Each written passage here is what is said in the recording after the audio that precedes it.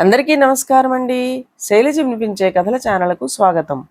ఈరోజు మనం ప్రముఖ రచయిత చిత్రకారులు శ్రీ నిమ్ గారు రచించిన చిల్డ్రన్ అండర్స్టాండింగ్ అనే పుస్తకం నుండి పిల్లల్ని చూసి ఇల్లాల్ని చూడు అనే కథను విందాం. ఈ కథ ప్రథమంగా అక్టోబర్ 28, 2015లో ప్రచురింపబడింది. కొంతమంది పిల్లలు స్కూల్ బ్యాగ్ తెరిచి నోట్బుక్స్ చూస్తే ఫ్రెష్గా నీట్గా కనిపిస్తాయి. వాళ్ళ శ్రద్ధ దాంట్లో తెలుస్తుంది. టెక్స్ట్ పుస్తకాలు యాన్యువల్ పరీక్షలైనా కొత్త పుస్తకాల్లా ఉంటాయి. చాలామందివి మూలలు నలిగో అట్టలు చిరిగో కనిపిస్తాయి. ఇంకా కొంతమంది వాళ్ళ పేర్లు, ఫ్రెండ్స్ పేర్లు, ఇంటూలు, ప్లస్లు, ముఖాల బొమ్మలు, బొమ్మలకు పెన్నుతో పెట్టిన మీసాలు మొదలైన వాటితో గలీజ్గా తయారు చేసుకుంటారు. ఒక్కోసారి సంవత్సరం మధ్యలో తల్లిదండ్రులు మళ్ళీ కొత్త పుస్తకాలు కొనాల్సిన పరిస్థితిలో పడతారు. ఏంటి ఆ పిల్లలకి ఈ పిల్లలకి తేడా? పొద్దున్నే చక్కగా ఐరన్ చేసిన యూనిఫామ్ వేసి ఇద్దరు పిల్లల్ని బడికి పంపిస్తే ఒకడికి బట్టలు నలిగి దుమ్ము ధూళితో నిండి ఉసూరుమంటూ కనిపిస్తాయి. మరో కుర్రాడి జత మర్నాడు కూడా వేసుకోవచ్చన్నట్లుగా ఉంటుంది. కంచాలలో అన్నాలు పెడితే ఒకడు బుద్ధిగా పెట్టిన చోట కూర్చుని తింటాడు. ఇంకొకడు కంచం చుట్టూ టేబుల్ నిండా నేల మీద మెతుకులు పడేలా, షర్టు మీద మరకలు పడేలా తింటాడు. పక్కన కూర్చుని తినేవాళ్ళకి రోత పుట్టేలా వ్యవహరిస్తాడు. మన పిల్లాడేనా అనిపిస్తాడు. ఈ ప్రాబ్లం పిల్లలతోనే కాదు, పెద్దవాళ్లలో కూడా కొందరితో ఉంటుంది.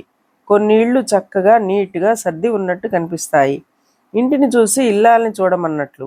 ఆ ఇంటి స్త్రీలు కూడా పొద్దున్నే స్నానం చేసి పొద్దు పొడుపు లాంటి బొట్టు పెట్టుకుని పొందిగ్గా చీర కట్టుకుని శుభకార్యాలకు తయారైన మహాలక్ష్ముల్లా కనిపిస్తారు. అది ఇంటికి ఐశ్వర్యం, ఇంటికొచ్చే వాళ్లకు ఆహ్లాదం. కొందరుంటారు జుట్టు విరబోసుకొని నిన్నటి నైటీతోనే మధ్యాహ్నం వరకు గడిపి ఎప్పుడో జడ వేసుకొని స్నానం చేసే మహానుభావురాళ్ళు. అదేమంటే చాకరీ ఎవడు చేస్తాడంటారు. అక్కడికేదో నీట్గా ఉంటే పనికి పనికిరారన్నట్టు అన్నట్లుగా. వంటిల్లు నుంచి బాత్రూమ్ వరకు పరిశుభ్రంగా ఉంచడం వల్ల ఆనందమే కాదు, ఆరోగ్యం కూడా. ఇంటిని చూసి ఇల్లాలని చూడమని సామెత. ఇప్పుడు పిల్లల్ని చూసి తల్లుల్ని చూడు అనే మాటని కూడా మనం నమ్మాలి. కొందరి ఇళ్లకు వెళ్ళి షడ్రసోపేతమైన విందు చేస్తాం, కానీ అత్యవసరమైన బాత్రూమ్కు వెళితే ఓ భీవత్స దృశ్యం ఎదురవుతుంది. చింపి వాడేసిన షాంపూ ప్యాకెట్లు, అరిగిపోయిన సబ్బు బిళ్ళ ముక్కలు, సబ్బుల కవర్లు, అయిపోయిన టూత్పేస్ట్లు, దోమలు, బల్లులు, బొద్దంకులు, వెంట్రుకలు, దుర్గంధం సరే సరి. పైగా కాలు వేస్తే జర్రున జారేలా పాకుడు. పద్మవ్యూహం నుంచి తిరిగి వచ్చినట్లుగా జాగ్రత్తగా బయటపడాలి. ఇలా ఎలా ఉంటారో తెలియదు. దీనిని పరిశుభ్రత రాహిత్యం అనాలా? కాదు, క్రమశిక్షణ రాహిత్యం. అయితే సరిదిద్దుకోకపోవటం ఆరోగ్య లోపం కూడా అంటారు మా డాక్టర్ గారు.